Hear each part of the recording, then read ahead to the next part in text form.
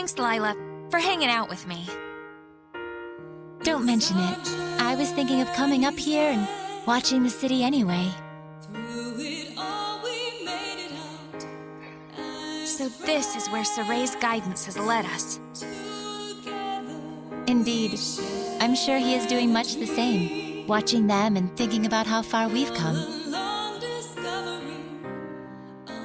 Edna and Zavid too. After our long journey with the shepherd, I imagine they're using this time to reflect on their past and perhaps their future. Kinda like us, huh?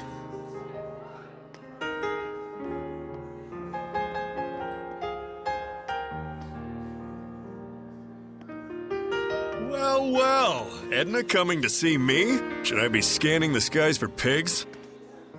I want you to tell me, why were you killing Hellions? Where'd this come from?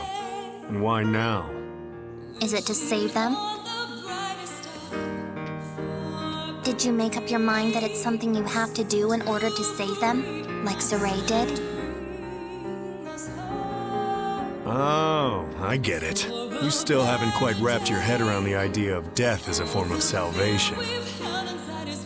And so every time you put it into words, it's been to convince yourself.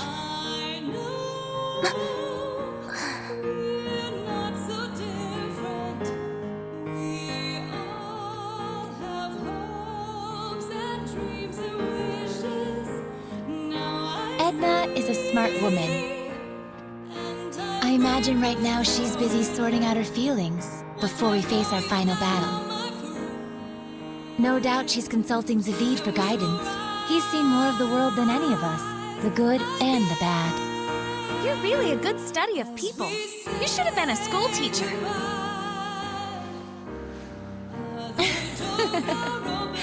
Oh, but Rose, you had something you wanted to ask me, didn't you?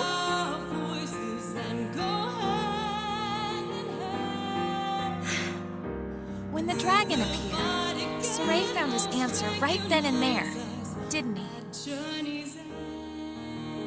It was that he didn't want that battlefield to see any further killing or bloodshed.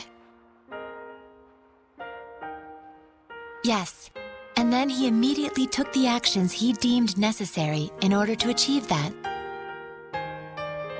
Time flows differently for people with a vision, or so it seems to the rest of us sometimes. He's incredible. Wow, look at all those stars. Yeah. I forget who said it, that there are as many emotions as stars in the sky. I can totally see that. A metaphor for how each emotion sparkles in its own way, huh? Must have been a romantic who came up with that one. But you can also sense his insecurities about that, can't you, Rose? Like he's constantly on edge, worrying that if he let his guard down even a little bit, he'd lose his way again. I think Soray himself might be the only one who doesn't see that. I mean, you know how little it takes for a taut string to go snap, right? Are you worried? Not worried, really. Whatever happens, whatever the future brings, I hope I can make it work somehow. No, I know I can. So that's your answer. I guess so. But I've always been like this ever since I was a kid. I'm starting to understand why you don't generate any malevolence. So I want everyone not to worry and to just go do what they need to do. Ow! But I don't mean like, see ya, have fun, I'll be over here. I promise I'm with the rest of you guys for the long haul. Don't you think it would be better to tell that to everyone, not just me? After all, I'm sure Edna and Zavid would take no small amount of inspiration from it. I don't know, it'd be weird to walk up to them and be like, I am here, we are friends. Probably true.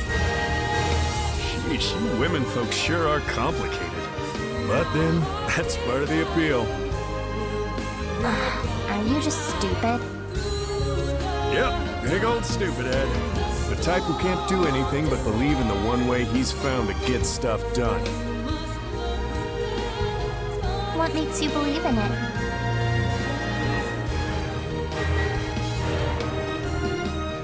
I just have a need to protect the pride of my friends and fellow Seraphim. No one becomes a Hellion because they want to. But when you turn into one, you know what that means, right? So that's why I end it for them, for the sake of their pride.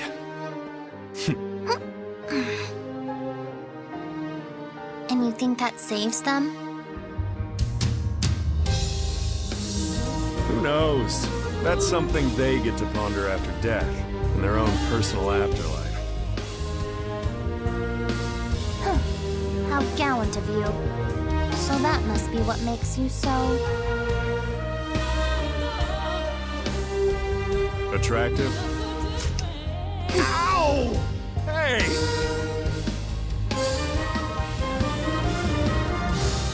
Knock it off! Don't you all have one more thing you need to brace yourselves for? It'll depend on what Saray does with Maltelis after we take down Haldoth. But you know what? That's alright. I'm prepared. No matter what he decides, I'm willing to accept it. Gotta say, I think your resolve wins out over mine. I don't even know if I could do that. Just look on silently while one of our own suffers in agony. Well, I wouldn't worry too much about that. We're all in this together till the very end. So, if Savid's quivering in fear, you'll be there to give him a gentle hug, right? Gross. Well,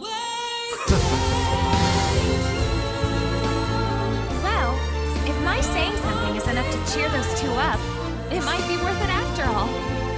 It's enough to have someone to lend you a kind word. After all, that's what friends and comrades are for. But Rose, if you don't mind, may I ask what prompted you to bring all this up? I just kind of thought you and I might have sort of been thinking about stuff along the same lines. I just wanted to tell you, you don't have to carry it all by yourself. Huh? What? Did I say something funny?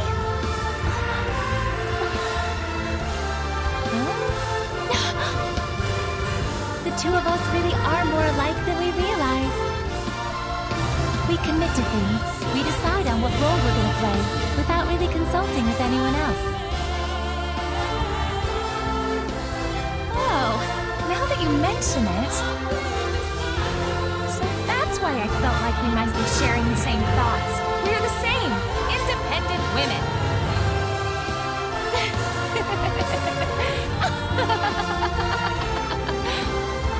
Rose, I must thank you. I feel like a great load has been taken off my mind. Really? Hey, cool beans. I'm profoundly grateful to whatever twist of fate brought us together. You really are a drama queen, Lila. Aw, Rose!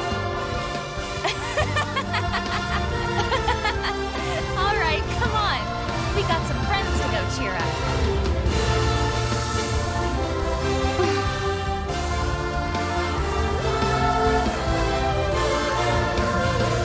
There's something I learned from this journey. Some stars you can't see, and because you can't see them, you think they're not shining. They are. It turned out that there were a lot of stars that we couldn't see from our home in Elysia. Once people notice the stars, they start to understand just how brilliantly they shine. Just like how Alicia finally got a sense of what Seraphim were truly like the first time she heard your voices. That was a trip. You should have seen your face.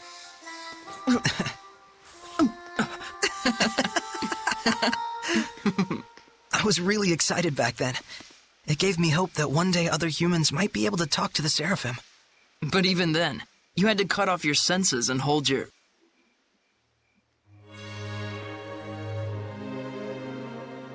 Oh, I see. You were actually contemplating what you'll do after the last battle. Yeah. If I let myself become a vessel for Martellus and shut off all my senses, we might be able to spread that power throughout the entire continent of Glenwood. If it works, and that's a big if, the Squire ought to be able to wield power like mine, even if she doesn't possess natural ability on par with a shepherd. So long as you entrusted all of your senses to the Squire, it's not out of the question. And we might be able to grow the ranks of Squires who could help us. Just think of Alicia. It's arguably a more constructive approach than just waiting for another shepherd to appear. Exactly. But you understand the implications, don't you? Yeah. Until the Squires can quell enough of the Earth's malevolence to let Martellus's natural purification take over, I would need to wait and sleep. By bonding with Martellus, you'll be abandoned in time. It could take years. It could take centuries. And even if humans appear who can see and talk to Seraphim, there's no guarantee they'll choose the path of coexistence. I believe in them. What about your dream? Weren't you going to go off exploring ruins around the world? My dream will live on, so long as I don't forget.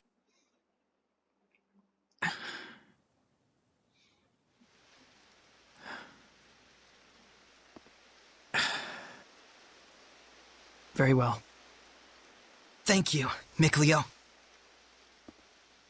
It's our job. Prototypically stupid. It's not so much that guys are stupid. It's just that the ladies are too smart. What's that, your philosophy? Looks like the gang's all here. I suppose you were all listening to us then? Yes.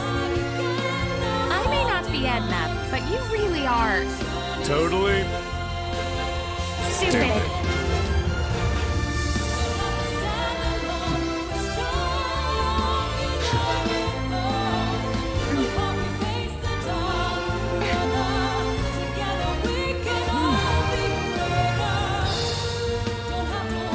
Let's head out. Huh? We're not waiting till morning? No farewells to Alicia or anyone? I'd like to set out under these stars tonight, so that every time I gaze up at the night sky, I can remember this very day. Guess we've got our own romantic right here. You think so? So what's up? Are we going? Yeah.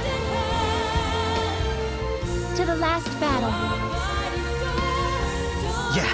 All right then. No doubts, no regrets.